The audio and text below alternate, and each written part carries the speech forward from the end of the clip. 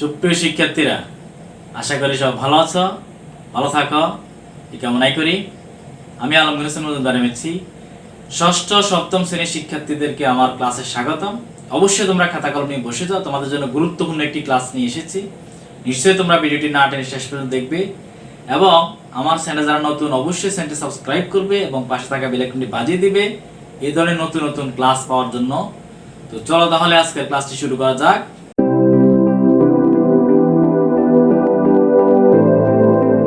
শিক্ষার্থীরা দেখো, আমরা শতকরা শব্দটি আগে জানার চেষ্টা করব। তো শতকরা শব্দটি আসলে কি, আমরা এটিকে একটি ভগ্নাংশ বলতে পারবো। আমরা যদি শতকরায় প্রকাশ করি একটি রাশিকে, আমরা জানি যে এটির হরে 100 থাকবে এবং লবে যে কোনো সংখ্যা থাকতে পারে। তো যেহেতু এটি সর্বদা হর থাকবেই, অর্থাৎ আমরা যদি বলি 25% অথবা শতকরা 25, তখন কিন্তু আমরা জানি যে এখানে এই যে পার্সেন্টেজটিকে আমরা যদি সরিয়ে দিই এখান থেকে, তাহলে কিন্তু আমাদের এই যে হরে কিন্তু 100 থাকবে। তো এই জন্য বলা হচ্ছে যে শতকরা হচ্ছে একটি ভগ্নাংশ যার হর হচ্ছে 100, অর্থাৎ এটি একটি ধ্রুব সংখ্যা। হরটি একটি ধ্রুব সংখ্যা, সবসময় 100 থাকবে শুধু শতকরার ক্ষেত্রে।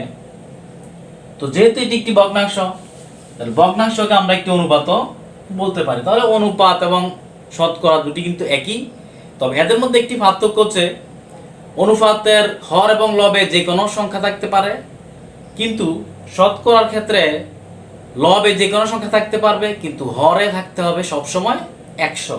তাহলে দেখো, এই শতকরাটি কিন্তু ষষ্ঠ সপ্তম শ্রেণী, অষ্টম নবম দশম শ্রেণী যে কোনো ক্লাসে এটি তোমার বেসিক বিষয়ের সাথে এটি সংশ্লিষ্ট, এটি কাজে লাগবে। 1 নম্বরের এই যে ঘ প্রশ্নটি আমি সমাধান করব। এখানে দেখো একটি মিশ্র ভগ্নাংশ কিন্তু এখানে দেয়া আছে। দেখো এখানে 2/25 এখানে আছে। তো দেখো আমরা এটি সমাধান করার চেষ্টা করি।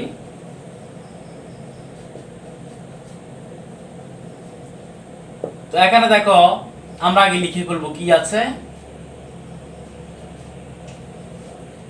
আমাদের এখানে দেয়া আছে 2/25 এটিকে আমরা জানি যে কোনো ভগ্নাংশকে আমরা এই যে সমস্তটি কিন্তু আমরা এখান থেকে উঠিয়ে দিতে পারি। সেটি কিভাবে আমরা করি, আমরা হরের সাথে গুণ করে নেই।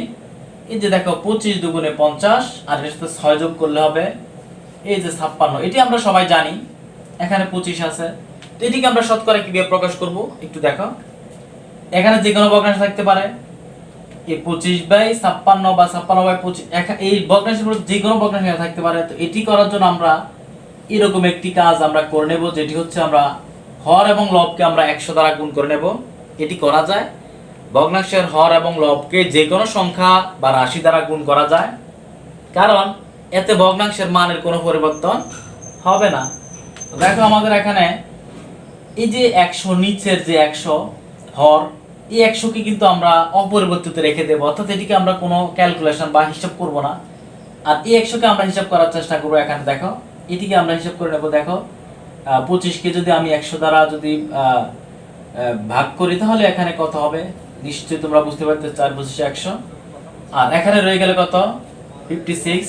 তাহলে এই যে 56 এর সাথে তুমি 4 কে গুণ করে দাও, তাহলে কত হলো দেখো 424 4 হাতে আছে কত 2, 4×5 20 22। এই হচ্ছে আমার এটি। আর এখানে রয়ে গেল কত, এই যে এখানে আমার 1 রয়ে গেল উপরে, আর এখানে হরে কিন্তু আমার 100 রয়ে গেল। এই রাশিটিকে আমরা বলতে পারি, কি বলতে পারি আমরা, এই যে শতকরা বলতে পারি, অর্থাৎ 100/1 কে আমরা শতকরা বলতে পারি। আর আমরা শতকরা বলতে আমরা এটাই বুঝি যে 100 কত, তো 100 কত সেটি হচ্ছে শতকরা।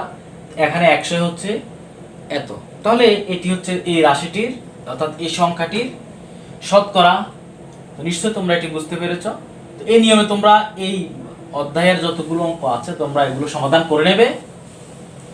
যদি কোনো প্রবলেম পড়ো তাহলে অবশ্যই আমার সাথে যোগাযোগ করবে। তারপর দেখো আমাদের এই 1-এর নাম্বার, এখানে আরো একটি প্রশ্ন আমাদের আছে।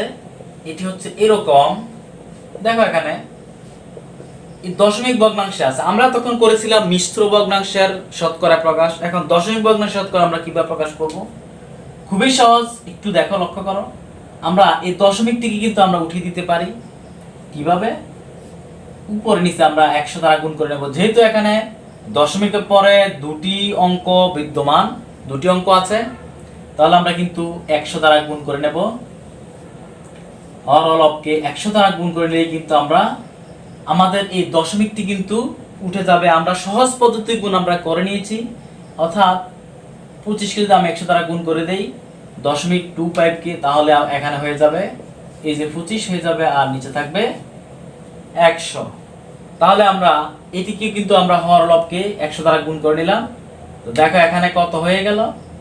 আমরা এটিকে কি প্রকাশ করতে পারি? 25কে আলাদা করে নিলে এখানে যদি আমি 1/100 লিখে নেই, এটা করা যাবে? অবশ্যই করা যাবে, কারণ এটিকে কিন্তু আবার গুণ করে নিলে কিন্তু এটিই হয়ে যাবে। তাহলে আমরা প্রথমে উপরে নিচে আমরা 100 দ্বারা গুণ করে নিলাম, তারপর এই 100কে কিন্তু আমরা অপরিবর্তিত রেখে দেব, এই যে 100, অর্থাৎ এটিকে আমরা শতকরা প্রকাশ করব, এর জন্য এটিকে আমরা অপরিবর্তিত রেখে দেব। তাহলে আমাদের এই যে আমরা 0.25কে আমরা 100 দ্বারা গুণ করে নিলাম, আমরা পেয়ে গেলাম 25। এই 25কে আবার আলাদা করে আমি লিখে নিতে পারি 100/1।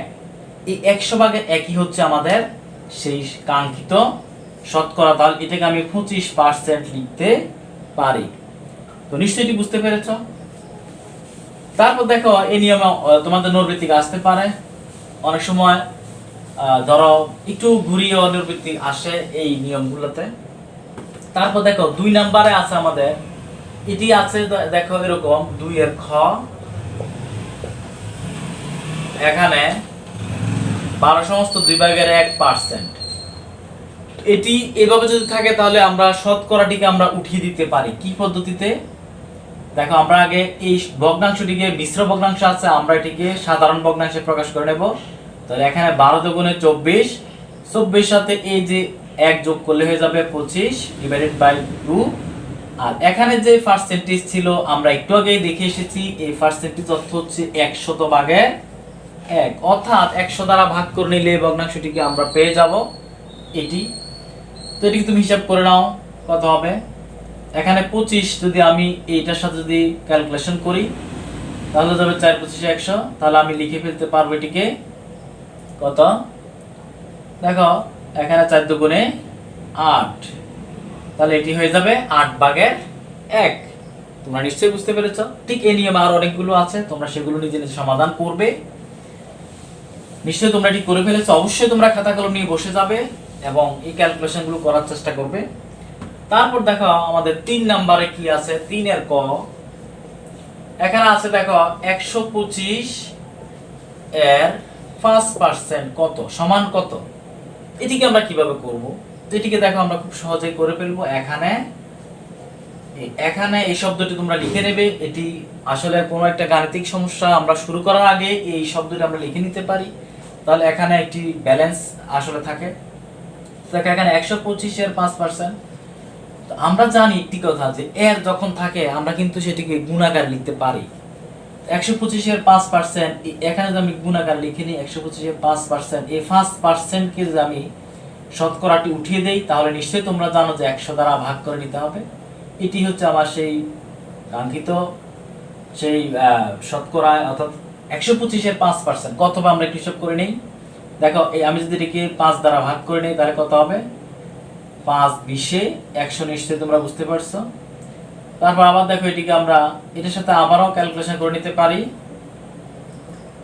4×5 = 20, 5×25 কিন্তু 125। তাহলে আমি 5 দিয়ে আবার ভাগ করে নিলাম।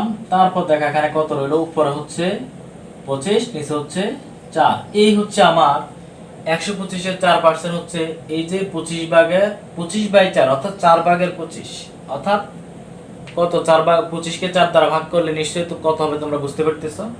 এই হচ্ছে আমার 125 এর 5%। দেখো শিক্ষার্থীরা, 4 এর কতে আছে 20 টাকা 80 টাকার শতকরা কত। এটিকে আমরা প্রথমে মনে করে নেব। 4 এর ক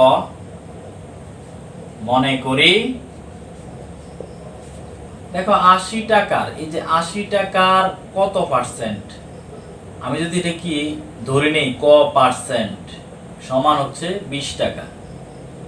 আমাকে বলা হচ্ছে কত পার্সেন্ট মানে শতকরা কত। তো সেক্ষেত্রে আমরা মনে করে নেব 80 টাকার ক ক পার্সেন্ট হচ্ছে 20 টাকা। তো এই ক্ষেত্রে দেখো 80 এই যে টাকা, এটিকে আমরা এর সাথে তুলনা করতে পারি। আর এখানে যে শতকরাটি আছে এটিকে আমরা 100 দ্বারা ভাগ করে নিতে পারি, ইকুয়াল টু হচ্ছে 20। দেখো এই যে এই শূন্যের সাথে এই শূন্য যদি আমি ভাগ করে দেই তাহলে কি থাকলো এখানে, এই 8 এর সাথে ক গুণন 8 ক, আর এই যে 10, এই 10টি কিন্তু এখানে ভাগাকারে থাকবে, ইকুয়াল হচ্ছে 20। তারপর দেখো 8 ক, এই 10 এখানে ভাগাকারে আছে, এটি কিন্তু এই যে এই পক্ষে এসে কিন্তু এটি গুণ হয়ে যাবে। তোমরা সবসময় খেয়াল রাখবে, ভাগ থাকলে গুণ হয়ে যাবে, গুণ থাকলে ভাগ হবে, যোগ থাকলে বিয়োগ হবে, বিয়োগ থাকলে কিন্তু সেটি যোগ হয়ে যাবে। তাহলে এখন দেখো আমরা এখানে এই যে ক, আমরা কটিকে রেখে দিলাম, যেহেতু 8 ক এখানে গুণাকারে আছে, তাহলে এই ক 8 এক কিন্তু এখানে এসে কিন্তু সেটি ভাগ হয়ে যাবে। এখানে দেখো আমরা এটিকে একটু ভাগ করে নেব, 4 দুগুণে 8, 5 দুগুণে 10, এখানে দেখো 4 পাঁচা 20, তাহলে 5 পাঁচা হচ্ছে 25। তাহলে এই যে 25% হচ্ছে কত, 20 টাকা। তাহলে 80 টাকার 25% 20 টাকা। তাহলে আমরা লিখতে পারবো এটির উত্তর হচ্ছে 25%। তাহলে 80 টাকার 25% হচ্ছে 20 টাকা। তো সেটি নিশ্চয়ই তোমরা বুঝতে পেরেছো। তো এই নিয়মে আর অনেকগুলো সমস্যা তোমাদের বইতে আছে, তোমরা এগুলো করে নেবে। তারপর দেখো আমরা পরবর্তীতে আরো কয়েকটি সমস্যা আমরা সমাধান করব। দেখো তোমাদের পাঠ্য বইতে 5 নাম্বার অঙ্কটি দেখো, একটি স্কুলে শিক্ষার্থী সংখ্যা 500 জন, এর মধ্যে ছাত্রী সংখ্যা হচ্ছে 40 জন, 40%। ওই স্কুলে ছাত্র সংখ্যা নির্ণয় করো। তাহলে ছাত্রী সংখ্যা 40%, ওই স্কুলে ছাত্র সংখ্যা নির্ণয় করতে হবে। তাহলে মোট শিক্ষার্থী হচ্ছে 500 জন। আমরা এটি সমাধান করার চেষ্টা করি। দেখো 5 নাম্বার, এখানে আমাদেরকে বলা হচ্ছে ছাত্রী সংখ্যা হচ্ছে 40%, টোটাল শিক্ষার্থী হচ্ছে 500 জন। তাহলে 40% মানে আমরা জানি শতকরা 40 জন অর্থ হচ্ছে 40%, অর্থাৎ 100 জন যদি হয়ে থাকে তাহলে 40 জন ছাত্রী। তো দেখো আমরা যদি মনে করে নেই যে 40 অর্থাৎ 100 টাকা, 100 জনে 40 জন ছাত্রী, 100 জনে ছাত্রী কতজন, 40 জন। অথবা মোট শিক্ষার্থী 100 জন হলে ছাত্রী 40 জন। তো এক জনে ছাত্রী কতজন হবে, নিশ্চয়ই তোমরা জানো, যেহেতু 100 জনে 40 জন, একে নিশ্চয়ই কম হবে। তো কম হলে আমরা জানি এটি ভাগ হয়ে যাবে। আর আমাদের শিক্ষার্থী আছে কত, 500 জন। তাহলে 500 জনে কত হবে, নিশ্চয়ই তোমরা বুঝতে পারতেছ। একে যদি এত জন হয়ে থাকে তাহলে 500 জনে নিশ্চয়ই বৃদ্ধি পাবে, তাহলে এটি হয়ে যাবে গুণ। নিচে দেখো 100, আমরা এটিকে ভাগ করে দেব, জাস্ট সিম্পলি আমরা 0 0 যদি আমরা ক্যান্সেল করে দেই তাহলে এখানে কত রইল, দেখো 40 আর 5 গুণ করলে 4 5 20, 200 জন। তাহলে 40% ছাত্রীতে আমরা পেয়ে গেলাম। মোট ছাত্রী কত জন, 200 জন। তো মোট শিক্ষার্থী কত, 500 জন। ছাত্রী যদি 200 জন হয়ে থাকে তাহলে ছাত্র কত, নিশ্চয়ই তোমরা এটি বুঝতে পেরেছ। ছাত্র সংখ্যা হবে, মোট শিক্ষার্থী থেকে ছাত্রী সংখ্যা বাদ যাবে। মোট শিক্ষার্থী 500 জন, ছাত্রী সংখ্যা হচ্ছে 200 জন, তাহলে ছাত্র সংখ্যা হয়ে যাবে 300 জন। তাহলে আমরা ছাত্রী সংখ্যা বের করে নিলাম, আমরা ছাত্র সংখ্যা বের করে নিলাম। নিশ্চয়ই তোমরা এটি বুঝতে পেরেছ। তারপর তোমাদের বইতে আরো কিছু সমস্যা আছে, আমরা সেটা দেখার চেষ্টা করি। এই যে দেখো তোমাদের বইতে 6 নম্বর প্রশ্নটি দেখো, ডেভিড সাময়িক পরীক্ষায় 900 নম্বরের মধ্যে 600 নম্বর পেয়েছে, সে শতকরা কত পেয়েছে। 6 নম্বর প্রশ্নটি দেখো, তাহলে ডেভিড 900 নম্বরে পেয়েছে